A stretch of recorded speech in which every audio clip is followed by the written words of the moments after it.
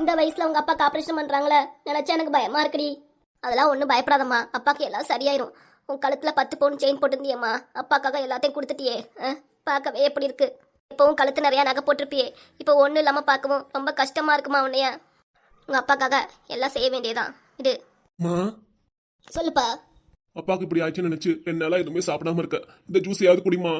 எனக்கு எதுவும் வேண்டாம், உன் பொண்டாட்டிக்கும் உன் பிள்ளைக்கும் போய் கொடு. எல்லாத்துக்கும் சேர்த்தாம வாங்கிட்டு வந்தேன், குடிங்க. இல்லப்பா எனக்கெல்லாம் வேண்டாம். அமலா நீயாவது குடிமா. இல்லனே எனக்கும் வேணாம், உங்க பொண்டாட்டிக்கே கொடு. ஏன் இப்படி என் மேல எரிஞ்சு விடுங்க ரெண்டு பேரும்? சுதா நீயாவது ஜூஸ் குடி. இல்லைங்க வேண்டாங்க. இப்படியே எல்லாரும் பேசிக்கிட்டே இருந்தீங்கன்னா என்னதான் பண்றது? பேசாம குடிச்சிட்டாவது தெம்பாருங்க. சரிங்க கொடுங்க. பாப்பாங்களுக்கு போய் கொடுத்துட்டு வா. டாக்டர் எங்க வீட்டுக்காரர் இப்போ எப்படி இருக்காரு? நல்லபடியா ஆபரேஷன் முடிஞ்சிச்சுல? நல்லபடியா முடிஞ்சிருச்சு. இருந்தாலும் என்ன சொல்ல வரீங்க? ஹார்ட்ல ஒரு அடுப்பு தானே சொன்னேன், இப்ப 2 அடப்பு இருக்கு. திருப்பி இன்னொரு வாட்டி ஆபரேஷன் பண்ணணும். என்னடா இப்போ சொல்றீங்க?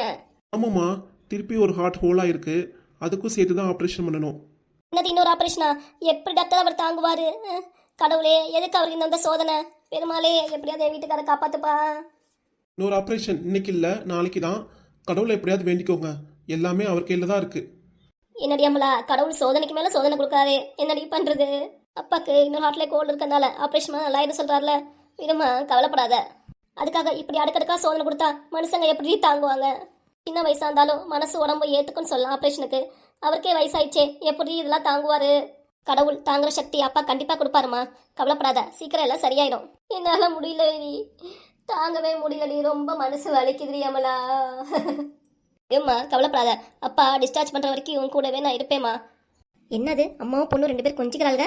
பாட்டி வாடா பேராண்டி பரத்து, பாத்தியாடா உங்க தாத்தாவை எப்படி படுத்து கிடக்குறாருன்னு? எப்படி இருந்த மனுஷே அவருக்கு இப்படி ஆயிடுச்சேடா தம்பி. தாத்தா சரியாயிருவார் பாட்டி, கவலைப்படாதீங்க. மாமாக்கு எல்லாம் சரியா இருந்த, அழாதீங்க. ஏன் என்னாச்சு? மாமா ஏன் இந்த நிலைமையில் ஆனாரு?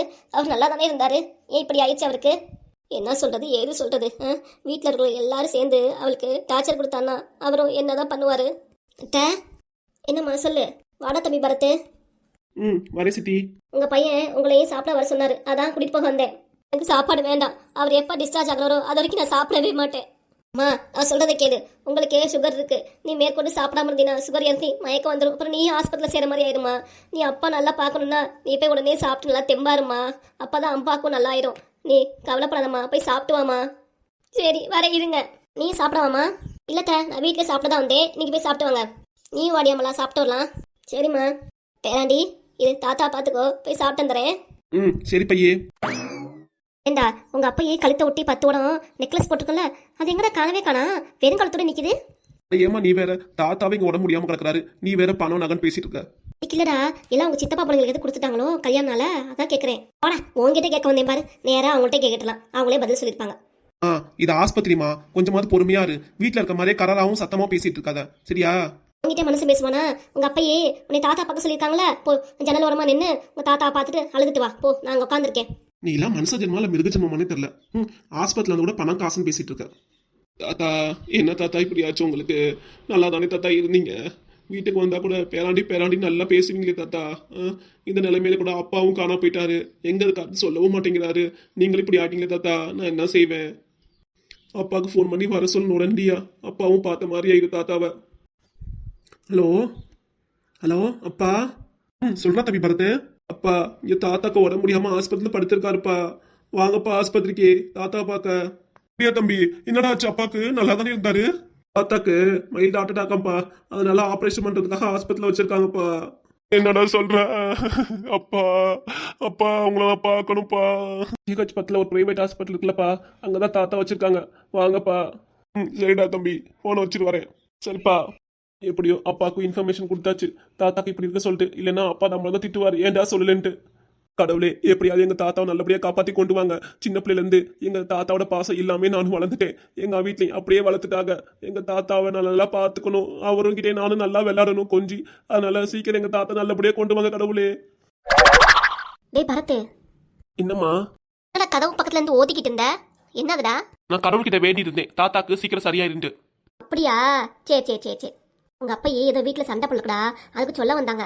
அதுக்கு உங்க சித்திகாரி வாங்கத்த சாப்பிட கூப்பிடலான்னு கூட்டிட்டு போயிட்டா. என்ன ஒரு வில்லத்தரம் பாத்துக்கூட அவளுக்கு. உன்னை விடமா எல்லாருக்கும் இருக்கும், நிறுத்துமா. இந்தம்மா யார் நீங்க? ஏன் இப்படி கத்திட்டு இருக்கீங்க? உள்ளார நிக்கவே முடியல, உங்க சவுண்டு தான் பெருசா கேக்குது. தம்பி, யார் அவங்க? முதல்ல வெளியே போக சொல்லுங்க. இவ்வளவு தூரம் பேசுறவங்க இங்க இருக்கவே கூடாது. யோ, என் மாமனார் ஆபரேஷன் நடக்குது, நான் இங்க வரக்கூடாதா? என்ன தம்பி பஜாரி மாதிரி இப்படி கத்துறாங்க அவங்க? கொஞ்சம் பொறுமையா பேச மாட்டாங்களா? இந்தாம்மா, சும்மானே இருக்க மாட்டியா நீ? வீட்டில் தான் எப்ப பார்த்தாலும் கத்திக்கிட்டே இருப்ப. இது ஆஸ்பத்திரிமா, கொஞ்சம் பொறுமையா நடந்துக்கோ, பார்த்து பேசு. அவ டாக்டர்மா, பார்த்தா தெரியலையா? அப்பா நினைச்சு பார்த்து பேசிட்டு இருக்கியா? எல்லாம் எனக்கு தெரியும். மண்டையில முடி இல்ல முட்டைக்கணை வச்சுட்டு என்ன வாய் பேசுறாந்தாலும் எனக்கு கோவம் வராதா? போய் உட்காருமா, போமா, இல்லைன்னா வெளியே துரத்தி விட்டுறாங்கம்மா, போ. சாரி டாக்டர், அவங்க எங்க அம்மா தான். உள்ளார படுத்துக்கிறது எங்க தாத்தா. அதுக்கு தான் நாங்கள் பார்க்க வந்திருக்கோம். நீங்க எதுவும் தப்பா நினைச்சுக்காதீங்க டாக்டர், மன்னிச்சிடுங்க. நானே என் மாமியார்ட்ட ஒரு கொஸ்டின் கேட்க வந்திருக்கேன். கழுத்துல போட்டு இந்த பவுனெல்லாம் காணா, என்ன பண்ணீங்க ஏது பண்ணின்னு கேட்கலான்னா இந்த மாமியார் கிளவி சாப்பிட போச்சு, இன்னும் ஆளே காணா, இன்னும் கூட்டிகிட்டே இருக்க போல இருக்கு. நம்ம யாரும் என்ன கூட தெரியாம இந்த டாக்டர் வந்து நம்மள பேசிட்டு இருக்கான். மண்டையில முடிய காணா முட்டைக்கணா இருந்துட்டு வாயை பாரு ஈனி. நீங்க எப்படி தம்பி பேசுறீங்க தன்மையா? ஆனா உங்க அம்மா அப்படி இல்ல, பஜாரி மாதிரி பேசுறாங்க. டாக்டர் கிட்ட எப்படி பேசணும் அப்படின்னு சொல்லி கொடுங்க, சரிங்களா? அவங்க மனுஷங்க மாதிரியே என்கிட்டயும் பேசிட்டு இருக்காங்க. கொஞ்சம் பொறுமையா இருக்க சொல்லுங்க, பார்த்து பேச சொல்லுங்க. இது ஹாஸ்பிட்டல், சந்த கடை கிடையாது தம்பி. உங்க அம்மாட்ட சொல்லி வைங்க. சாரி டாக்டர், அம்மாக்காக நான் மன்னிப்பு கேட்கிறேன். நீங்க உள்ளார போய் ஆக வேண்டிய வேலையை பாருங்க. நான் இனிமேட்டு அம்மா சவுண்டு இனிமேட்டு உங்களுக்கு உள்ளார வராது, அது மாதிரி நான் பாத்துக்கிறேன். சரி தம்பி, எங்களை டிஸ்டர்ப் பண்ணாம இருந்தா தான் நாங்களும் உள்ளார ஆப்ரேஷன் நல்லபடியா பண்ண முடியும். இல்லைன்னா உங்க தாத்தாக்கு தான் ஆபத்து, பாத்துக்கோங்க. சரியான காட்டு மீராண்டி இங்கேயும் வந்து கத்திட்டு இருக்கு. ஏமா ஹோட்டல்ல சரியாவே சாப்பிடல, பாதியில எந்திரிச்சு வந்துட்டேன், சாப்பாடு வேற மிச்சம் பண்ணிட்டேன். எப்படி உங்க அப்பா இங்க படுத்து கிடக்குறாரு, எப்படி எனக்கு தொண்டையில சாப்பாடு இறங்கும்? அதுக்காக ஓனமே நீ பாத்துக்கணுமா? இப்படியே சாப்பிடாம இருந்தீங்கன்னா என்ன ஆகுறது? நீயும் சரியா சாப்பிடாம வந்து வச்சுக்கோ, அப்பா பக்கத்துல உனக்கு ஒரு பெட்டு போட்டு உனக்கு அவ்வளவுதான் ட்ரீட்மெண்ட் தான் எடுக்கணும். மாண்டி, அப்பா பக்கத்துல நானும் படுத்துட்டு மேல பக்கத்துல சந்தோஷமா போயிடும் ரெண்டு பேரும். ஐ கழுவுமா, நீ அதாவது பேசிட்டு இருக்காத. அத்தை, சொல்லுமா. கமலா நல்லா இருக்கியா? பிள்ளைங்க நல்லா இருக்குங்களா? விடுமா, அன்னைக்கு வீட்டுக்கு வந்தப்ப நீ ரொம்ப எடுத்தறிஞ்சு பேசினியாமே, அதுக்காக தான் இவ கோவப்பட்டிருக்கா. நீ எதுவும் மனசுல வச்சுக்காத. முடியாமலா, நான் உன்கிட்ட வந்து என்ன அடி எப்படி இருக்குன்னு கேட்டா நீ மூஞ்சியை திருப்பிக்கிறியா? இருக்குடி, எனக்கு ஒரு நாள் வரும்ல என்கிட்ட நீ பேச வருவில, அப்ப பாரு நான் ஆட்டத்தை காமிக்கிறேன். அம்மா நீ பேசிட்டு வா, நாங்க உட்காந்துருக்கேன். சொல்லுமா, என்ன விஷயம்? அம்மாத்த, நீங்க ரொம்ப வருஷமா கழுத்துல ஒரு அட்டிகை ஒன்று கழுத்து ஒட்டி போட்டிருப்பீங்களே, எங்கத்த காணாத? இதுவாமா? அத்த, என்ன வேணும் உனக்கு? சரி, மாமியார் தனியாக தான் நிற்கிறாங்க, இந்த அட்டிகையை காணான்னு எப்படி கேட்க வந்தா அவளுக்கு அதுங்காட்டி மூக்கு வேத்துரும் உங்களுக்கு. இங்கே வந்து அத்தா நொத்தா சொத்தன்னு நிற்கிறா. அத்தை, நீங்கள் தனியாக இருக்கீங்க, அதான் உங்களுக்கு துணையாக இருக்கலான்ட்டு வந்தேன். அதான் நாங்கள் கூட நிற்கிறோமே, உனக்கு கண்ணு தரலையா? ஏன் அத்தை நான் பக்கத்து நிற்கிறேன், உனக்கு என்ன வந்தது? இத்தனை வருஷம் தான் அத்தை தான் கொண்டாடிட்டியே, இப்போ ஒரு வாட்டி பேசுறதுக்கு என்ன உனக்கு மூக்கு வேத்துருது? பொறாம கொண்டவளே. ஆமாம், நான் ரொம்ப பொறாம கொண்டவதான். ஆஸ்பத்திரி தானே, உங்கள் மாமாவுக்கு உள்ளார ஆப்ரேஷன் நடக்குது, இங்கே வந்து சண்டை போட்டுட்டு இருக்கீங்க. நான் என்ன வெளிப்படையாக கேட்க வந்தேன்னா, கழுத்து ஒட்டி அத்தை அட்டிகை போட்டுருந்தாங்களே எங்கே காணா அப்படின்னு கேட்க வந்தேன். அதுங்காட்டி நீ குறுக்க வந்துட்ட. அந்த அட்டிகையை மாமோட ஆப்ரேஷனுக்கு அத்தை கொடுத்துட்டாங்க. உங்கள் வீட்டில் தான் காசு பண்ண நிறைய பொருளுமே, அதை கொடுக்க வேண்டியதானே? அத்தை எத்தனை வருஷமா அந்த அட்டிகையே போட்டிருக்காங்க, இப்போ அது இல்லாமல் எப்படி முகமே நல்லாவே இல்லை அவங்களுக்கு, அதை போய் எடுத்து கொடுக்கறது எப்படி மனசு வச்சு உங்களுக்கு? நான் கூட ஏதோ அந்த அட்டிகையை சின்ன மருமகளுக்கு தான் கொடுத்துச்சோன்னு நினைக்கிறேன். பாசத்தில் பொங்கி விளைஞ்சு சரி பேத்திகளுக்கெல்லாம் சேர்த்து கொடுத்துருக்கணும்னு நினச்சேன். சரித்த விடுங்க, மாமா சரியாகி வந்தா அதை விட பெரிய அட்டையா உங்களுக்கு செஞ்சு கொடுப்பாரு. மேற்கொண்டு வேற பணம் கேட்டிருக்காங்கம்மா, அதுக்கு வேற பணம் கொடுக்கணும், என்ன பண்றதுனே தெரியல. ஏத்த, அதான் அவங்க கழுத்துல பெரிய நெக்லஸ் போட்டுருக்காங்களே, அதை கொடுத்தான்னாவா? நானே இப்போதான் பேங்க் லாக்கர்ல அடமானம் வச்சு போட்டிருக்கேன். இது வேணுமாத்த உங்களுக்கு? தரையத்தை வேணா எடுத்துக்கோங்க. ஏன்த்த, உங்க சின்ன மருமக கழுத்துல தான் நீல கலர் பாசி மணி போட்டிருக்காங்களே, அதை கொடுக்க வேண்டியதானே? யாரும் கொடுக்க வேணாம், நான் வீட்டில் இன்னொரு அட்டிகை வச்சிருக்கேன், அதை எடுத்துட்டு போய் கொடுத்து நான் என் வீட்டுக்கு அதை காப்பாத்திக்கிறேன். வாங்க ரெண்டு பேரும். அப்பா, எப்படியோ நம்ம சங்கிலிலேருந்து தப்பிச்சுக்காச்சு, இங்கே நிற்கக்கூடாது, நம்ம கிளம்பிட வேண்டியதான். அத்தை, நான் உங்களை வெறுப்பேற்றுறதுக்காக நான் பேசலை. அவங்க உங்களை வாய்க்கிளறி நம்ம வீட்டு விஷயத்தெல்லாம் பேசி அவங்க எல்லாருக்கிட்டே சொல்கிறதுக்காக தான் அவங்கள்ட்ட தனியாக கூப்பிட்டு பேச வந்திருக்காங்க. அதுக்காக தான் அவங்கள எதுவுமே சொல்லக்கூடாதுன்ட்டு வந்தேன். நம்ம வீட்டு விஷயத்தை தெரிஞ்சு அவங்களுக்கு இலக்காரமாக இருந்தேன். நான் சொன்னால் புரிஞ்சுக்கோங்க. இப்போ ஏற்கடுங்க, நான் இந்த கழுத்தில் நகை கூட கழட்டி தரேன். இனி தப்பாக நினைக்க வேண்டாம். நீங்கள் மாமா நல்லா இருந்தாலும் எனக்கு போதும். உங்கள் நகையெல்லாம் கொடுத்து என் வீட்டுக்காரை காப்பாற்றுற நிலமை எனக்கு வேண்டாம். பின்னாடி அதையும் சொல்லி காமிப்பீங்க, பரவாயில்ல. என்கிட்ட இப்படிலாம் பேசுறீங்க, உங்ககிட்ட பேசவே எனக்கு விருப்பம் இல்லை. ஏன் அத்தை என்னை இப்படி எடுத்துரிஞ்சு பேசுகிறாங்க? என்னை எப்போ தான் புரிஞ்சுப்பாங்களோ தெரில. முன்ன மாதிரி எப்படி என்கிட்ட பேசுவாங்க பழகுவாங்கன்னே தெரில. அத்தை இப்படி பண்ணுறது எனக்கு ரொம்ப கஷ்டமாக இருக்குது. ஏங்க, எல்லாரும் இங்கே சொத்து பணம் நகை அதை பற்றியே பேசிகிட்டு இருக்காங்க. நீங்கள் எப்போங்க சரியாகி வருவீங்க? என் கூட எப்போங்க லட்சுமி லட்சுமின்னு கூப்பிட்டு பேசுவீங்க? சொல்லுங்க பாப்போம், சீக்கிரம் சரியாகி வாங்கங்க. அப்பா, அம்மா அப்பாக்கு எப்படி ஆயிடுச்சு திடீர்னு? அப்பா நல்லா தானே இருந்தாரு. பார்த்துதாம்மா எனக்கு ஃபோன் பண்ணி சொன்னான். அதை கேட்டு பதறி ஓடி வரேம்மா, எனக்கு மனசே தாங்கலம்மா. நான் சொல்றது எது சொல்றது எதுவுமே சொல்ல முடியலடா. உங்க அப்பாவுக்கு இப்படி ஆயிடுச்சுன்னு எனக்கே வருத்தமா இருக்குடா. என்ன சொல்றதுன்னு தெரியலடா, எனக்கு என்ன சொல்லவும் முடியலடா என்னால. அம்மா இப்படி பேசுற? அதனால எங்கடா இருந்த? ஃபோன் பண்ணி சொல்லணுமா இல்லையா இங்க இருக்கே அப்படின்னு? நீ போயிட்டு எல்லாரும் பதறி போயிட்டோமே, உனக்கு புரியுதாடா? அண்ணே நல்லா இருக்கியாண்ணே? எங்கனே போயிட்டு எங்களெல்லாம் விட்டுட்டு? ஏன் எங்களெல்லாம் பிடிக்கலையா? அதுக்காக தூரமா போயிட்டியா?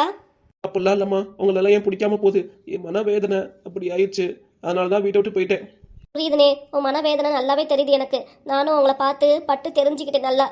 அம்மா ஆஸ்பத்திரி செலவுக்கு பணம் வேணுமாம்மா? இந்த ஆளை பார்க்க நான் இங்கே வந்து நிற்கிறேனே, என்கிட்ட ஒரு வார்த்தை பேசுகிறாடா? எல்லாம் அவங்க அம்மா கிட்ட போய் பணம் வேணுமா, அது வேணுமா, இது வேணுமா கேட்குறான். அதெல்லாம் இப்போதைக்கு எதுவும் பணம் வேண்டாம், தேவைன்னா சொல்கிறேன் கொடு அம்மா கிட்ட. கொடுன்னு சொல்லிட்டு பணத்தை எல்லாத்தையும் வாங்கிடு மாமியார். பரத்து எப்படி இருக்க தம்பி? அப்பா நல்லா இருக்கேன்ப்பா. ஏன்ப்பா என்னை பார்க்க வரவே இல்லை? நான் பார்க்க வந்தாலும் வேணாங்கிறீங்க. நல்லா இருக்கீங்களாப்பா? சாப்பிட்டீங்களா?